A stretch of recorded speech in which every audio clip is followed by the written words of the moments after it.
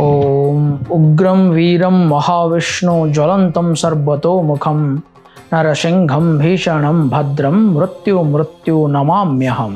नमस्कार, मुझे आदित्य आपण उत्तिष्ठ परंतप को स्वागत करुच्ची। यही श्लोकटी हूँ भगवान नरसिंहर बीज मंत्र। चलन देखा यार संपूर्ण अर्थ।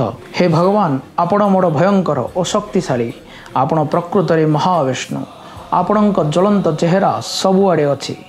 हे भगवान नरसिंह, आपण मृत्युर भी मृत्यु मु आपण को प्रणाम करे।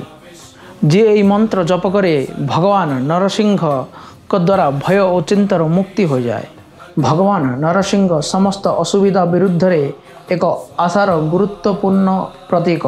अधर्म उपरे धर्मर जय एवं सबु बाधा विघ्नर विनाशकारी। कौन सी खराब परिस्थिति बाहर आसवा भक्त प्रहलाद भली विश्वासर सहित डाकिबा आवश्यक। आपन को जदि आम वीडियो भल लगिला लाइक शेयर एंड सब्सक्राइब करंतु। नरसिंह भगवान की जय।